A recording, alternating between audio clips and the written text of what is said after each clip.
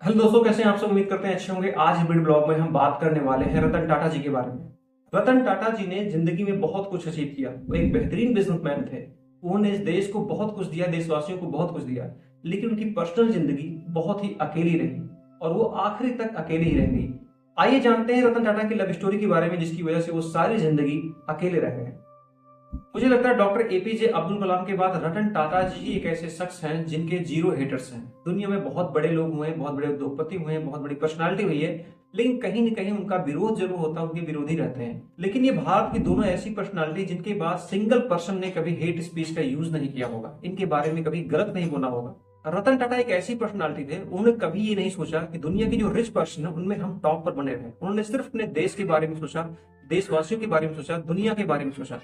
कहीं डोनेशन में अगर नाम आता है, टाटा ग्रुप सबसे टॉप पर रहता है। दुनिया के सभी धनी व्यक्तियों में से सबसे टॉप पर आता है। इतना सब कुछ होने के बाद भी रतन टाटा का जीवन हमेशा अकेला रहता है।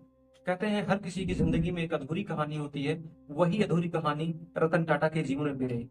रतन टाटा जब अमेरिका के सैन फ्रांसिस्को में होते हैं तो उनको एक लड़की से प्यार हो जाता है और ये प्यार की बात उनके घर तक जाती है और घर वालों से बात होने के बाद ये बात शादी तक पहुंच जाती है। लेकिन उसी दौरान रतन टाटा के दादी की तबीयत खराब हो जाती है, जो कि भारत में रहती हैं, और वो इच्छा जाहिर करते हैं रतन टाटा से मिलने की। जैसे ही रतन टाटा को पता चलता है कि उनकी दादी की आखिरी इच्छा है और उनकी तबीयत खराब है, उनसे मिलना चाहती हैं, तो अमेरिका से वो भारत चले जाते हैं और फिर लड़की के घर वालों से बात करते हैं, वो भारत आएंगे और वहीं पे शादी हो जाएगी।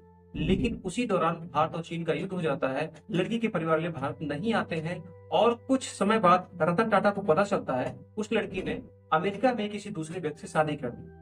और ये बात जानने के बाद रतन टाटा का दिल टूट जाता है और उसके बाद उन्होंने कभी किसी लड़की से ना तो प्रेम किया, ना कभी उन्हें शादी की इच्छा जाहिर की, और उन्होंने जिंदगी अपनी सारी अकेले गुजार दी। इन्होंने अपने लव स्टोरी के बारे में गुड्स फेलोज नाम के स्टार्टअप की ओपनिंग के दौरान बताया था।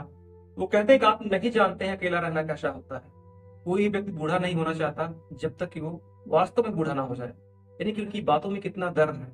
वो एक बड़े उद्योगपति, एक सफल उद्योगपति, एक अच्छे व्यक्तित्व के इंसान होने के बावजूद भी उनकी जिंदगी में कुछ ऐसा रहा जो अधूरा रहा।